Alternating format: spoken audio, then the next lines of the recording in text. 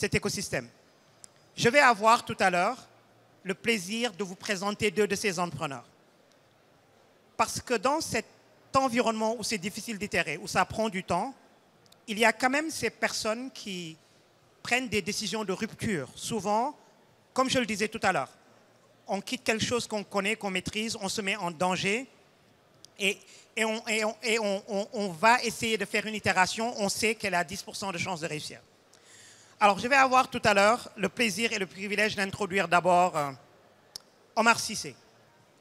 Omar, c'est un entrepreneur qui a beaucoup d'itérations dans les pattes.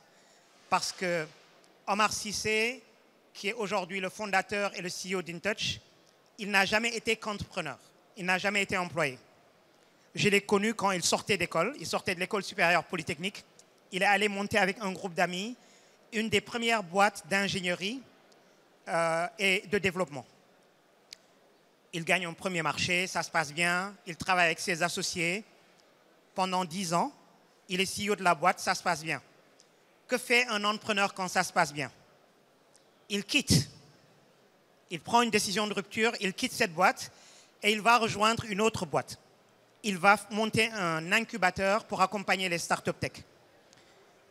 Il le fait, c'est le CETIC, c'est le premier incubateur en Afrique francophone. Ça se passe bien et donc, il quitte. Il quitte pour rester dans la même ligne pour une fois. Il va monter un fonds d'investissement. C'est le fonds Teranga Capital. Il le monte avec Olivier Furdel, qui doit être quelque part ici. Ça commence à bien se passer. Et donc, Olivier, il ne quitte pas vraiment. Il se met en retrait pour monter InTouch. Ça fait 11 ans. InTouch, c'est une boîte assez unique dans la région. C'est une des rares boîtes tech dans la région qui est présente dans 16 pays, je pense. Ils ont 6 licences, dont une licence EME dans la région. Et je voudrais l'appeler sur scène, Omar, s'il te plaît. Je veux le faire parler aujourd'hui de ses décisions.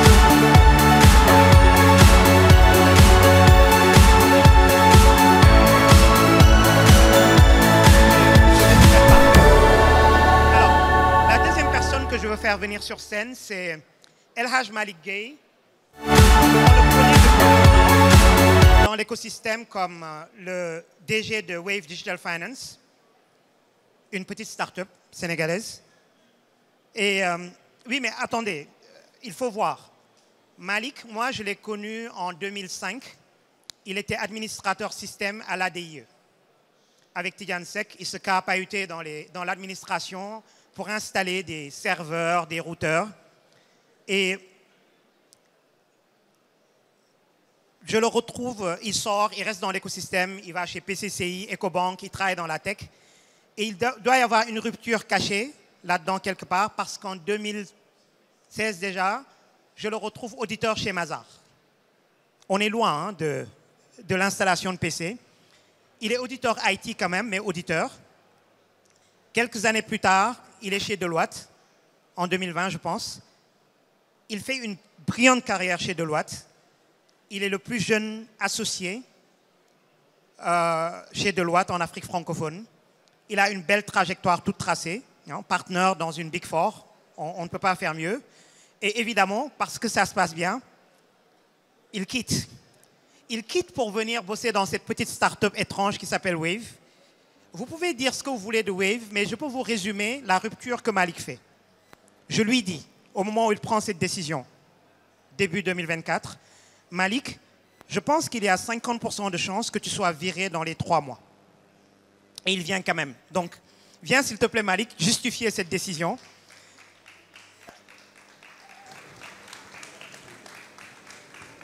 Voilà, merci Malick. Voici 2 entrepreneurs qui ont pris des décisions déraisonnables, de tout point de vue, des décisions de rupture qui les ont amenés là où ils sont. Je leur ai demandé s'ils étaient contents de les avoir pris et ils ont dit yes, sans hésiter. Et je veux qu'on visite ensemble cette décision-là.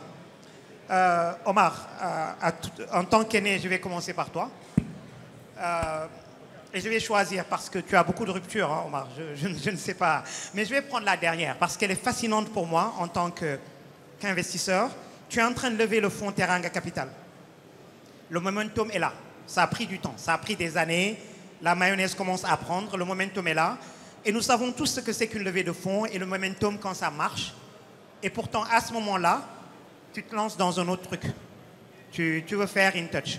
J'aimerais que tu nous expliques, que tu te justifies ici aujourd'hui, que tu nous expliques pourquoi tu prends cette décision déraisonnable.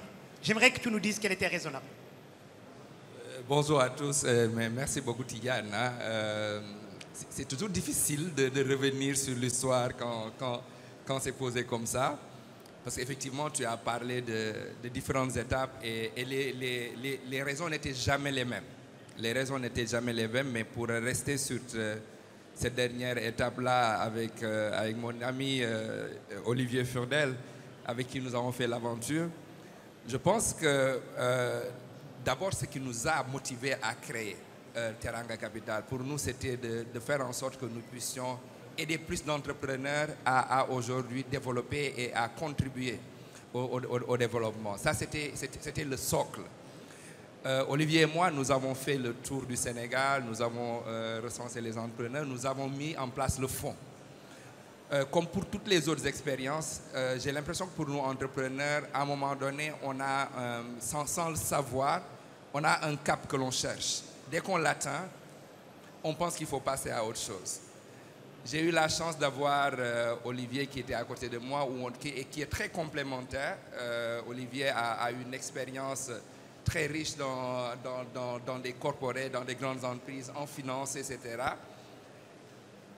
À mon avis, à un moment donné, Olivier n'avait plus besoin de moi. L'excuse. Je pense que j'ai besoin d'être utile. Et quand j'ai lancé InTouch et Teranga, se sont faits à peu près en même temps. À un moment donné, on lançait Teranga et en même temps, j'avais quand même une dizaine de personnes à InTouch. Il fallait choisir. InTouch, j'étais tout seul. Teranga, Olivier n'avait pas besoin de moi. Et je suis parti là où j'étais plus utile. Mais je n'ai pas lâché Olivier. Hein. J'espère que je suis toujours derrière lui. Et c'est ensemble qu'on construit l'histoire. Juste un dernier point. Mais quand tu fais ça, tu te mets un peu en danger. Le fonds est là, il est en place. InTouch, ce n'est pas encore en place. C'est quel risque tu prends réellement?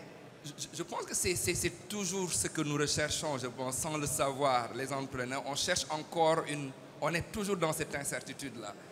La certitude ne nous rassure pas. On va plus vers l'incertitude parce que c'est là-bas qu'on trouve l'adrénaline, c'est là-bas qu'on pense qu'on peut mieux contribuer. Et c'est dans cette incertitude-là qu'on s'épanouit. Heureusement ou malheureusement, je ne sais pas, mais c'est malheureusement ça notre destin, je dirais. Je te ferai dire tout à l'heure comment tu t'épanouis dans l'incertitude. C'est fascinant. Malik, j'espère que je ne me suis pas trompé en t'affichant dans ton départ de Deloitte vers Wave. Je sais, on en a parlé, je sais que c'est une prise de risque. Et je ne sais pas si je peux te faire avouer en public pourquoi. Pourquoi tu es prêt à lâcher cette position à Deloitte et quel risque tu prends? Dis Merci tout, beaucoup. Malik, dis tout aujourd'hui. Merci Tidiane. Alors, c'est vrai que ça a été une décision assez particulière parce que déjà, comme tu l'as dit, c'était déjà un parcours du combattant pas très simple d'arriver à atteindre le stade d'associé au niveau d'un cabinet comme le cabinet de Deloitte. Il y a eu beaucoup de missions palpitantes, beaucoup d'équipes, en tout cas des membres d'équipe qui sont assez intéressants à travailler avec. Mais à un certain temps, je pense que c'était surtout une décision qui était motivée par une envie de passer de la stratégie à une implémentation peut-être un peu plus forte dans un secteur d'audace, d'innovation, mais assez disruptif. D'audace parce que pour qui connaît l'aventure Wave aujourd'hui, c'est que tout est bâti sur la prise de décision et la prise de risque audacieuse au point d'arriver aujourd'hui à mettre en place tout un climat de confiance avec ses clients.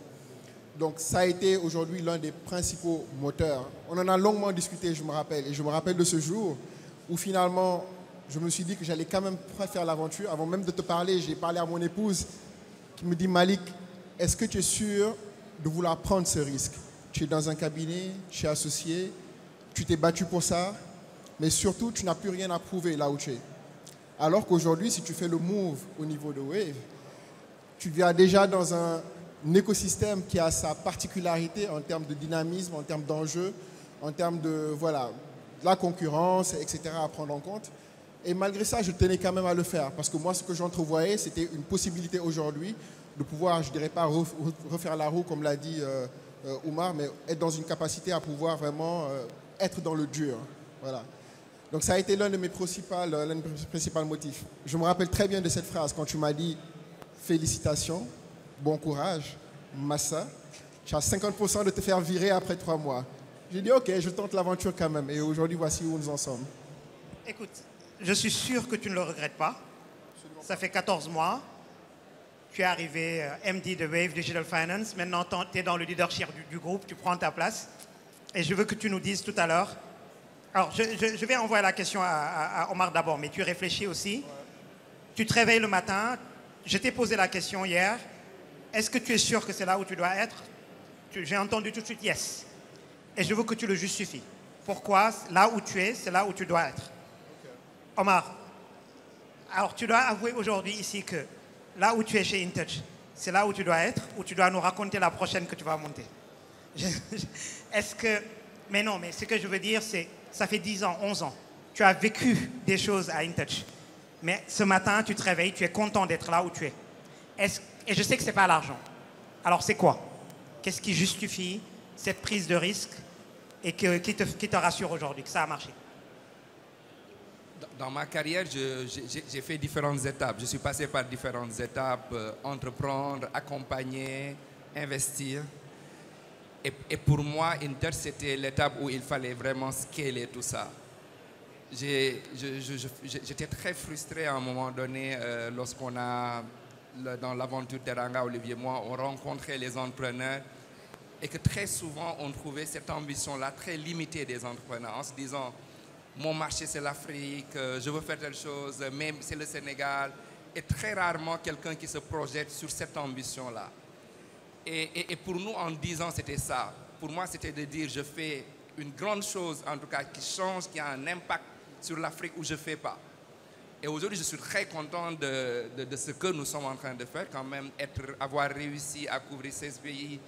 On fait 3,5 milliards d'euros de volume l'année. 3,5 milliards d'euros. C'est un chiffre. Allez, Omar, qu'est-ce qui fait qu'aujourd'hui, InTouch, ça a de l'impact? Donne-moi un truc. C'est à peu près l'équivalent, on va dire, du PIB du Sénégal sur un trimestre. Hein. OK. Ça donne une idée de ce que ça veut dire. Hein, c'est du scale, je te l'accorde. Et je pense que dans les 3 ans, on fera l'équivalent du PIB du Sénégal. Et c'est pour dire l'impact qu'on a. Nous sommes venus sur un marché où nous visons a priori, en premier lieu, les commerçants qui ont la possibilité d'avoir un coût moins élevé, mais qui choisissent de prendre InTouch. Parce que InTouch, aujourd'hui, leur apporte beaucoup plus, leur facilite la transaction. Et c'est pour nous cela le sens. J'ai été à l'incubateur du CETIC où j'accompagnais les entrepreneurs à faire en sorte qu'ils puissent s'intégrer aux opérateurs. C'était la croix là-bas, c'était extrêmement compliqué.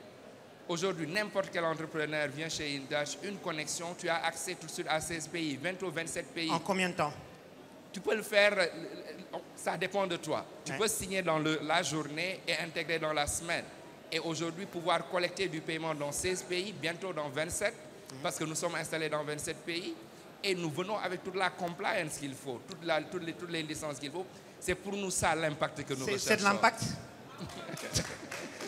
Ils sont plus gentils que moi. J'attends le 33e pays. Malik, tu te réveilles ce matin, tu t'es dit, je suis content d'avoir fait le move. Pourquoi? Alors, le premier chiffre, ou en tout cas l'élément d'indicateur qui me vient en tête quand tu me poses cette question, c'est 130 milliards de francs CFA. 130 milliards de francs CFA, ça fait à peu près 200 millions d'euros.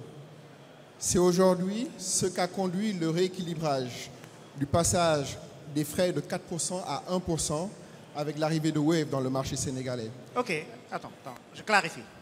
Avant que vous arriviez, on payait 3-4%, maintenant on paye 1%. Tout à fait. Et cette différence-là, c'est 200 millions de dollars. Ça va directement dans la poche des Sénégalaises et des Sénégalais. Aujourd'hui, quand on regarde 200 millions de francs CFA, 200 millions d'euros, ça correspond à peu près, quand on regarde ou quand on se réfère aujourd'hui à une étude récente qui donnait un peu les indicateurs par rapport au panier moyen des Sénégalaises et des Sénégalais, on est à peu près à de quoi faire vivre 1,5 à 1,7 millions de Sénégalaises et de Sénégalais tous les mois. C'est ça l'équivalent. Ouais. 1,5 million de Sénégalais à faire vivre.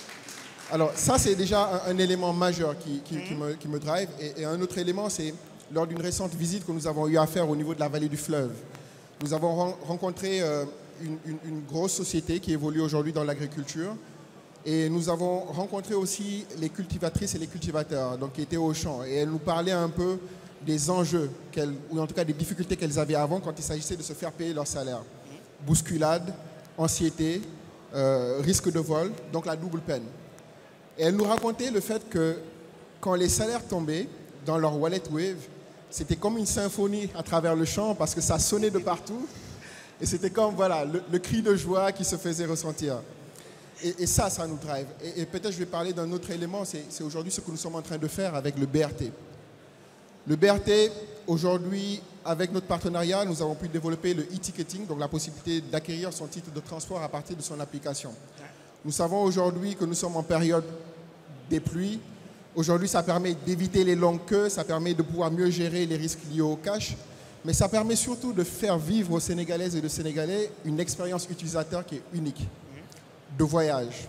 N'oublions pas que le BRT, nous avons la chance au Sénégal d'avoir le premier réseau de bus électriques d'Afrique qui s'allie à la première licorne d'Afrique francophone. C'est joli. Pour pouvoir créer une histoire verte qui n'est pas mal à raconter. C'est joli l'histoire verte, je te l'accorde. Mais alors, je vais me permettre, hein, je retiens, tu l'as fait, tu es content pour le scale. Mais en fait, j'aime bien l'idée que tu étais investisseur, tu étais frustré par les entrepreneurs, tu allais faire mieux. Je ne sais pas faire ça. Je ne sais pas faire ça. Si tous les investisseurs savaient faire ça. Et toi, tu permets aujourd'hui avec le BRT aux gens de ne pas attendre sous la pluie. C'est un bon résumé? Pas que. Oui, bon. Alors, j'ai encore 1 minute. Je vais raccourcir alors ma dernière question. Il y a une audience d'entrepreneurs ici. Si vous devez les laisser avec un mot, allez, 2 mots, quelque chose qu'on peut mettre sur sa porte tous les matins. Au moment où on prend ce risque surtout, qu'on ne se sent pas bien, qu'est-ce que tu nous donnes, Omar? Oser. Ah. Comment on dit en Wolof? Django. Django. Oser. Ok. Je prends. Malik, tu as 28 secondes. Pour moi, ce sera la résilience. La résilience. J'aime bien comme ça se complète. Merci, il me reste 18 secondes. Moi, je vais vous donner mon mot. J'ai le plaisir de les fréquenter, ces entrepreneurs, tous les jours. Ils me pitchent leurs projets tous les jours. Et quand je les écoute, j'apprends. Et je vois leur apprentissage. Ils apprennent beaucoup de choses et ils viennent me l'apprendre. Moi, le mot que je vous laisserai, c'est apprendre. Être entrepreneur, c'est oser, apprendre et ne pas lâcher. Merci à vous.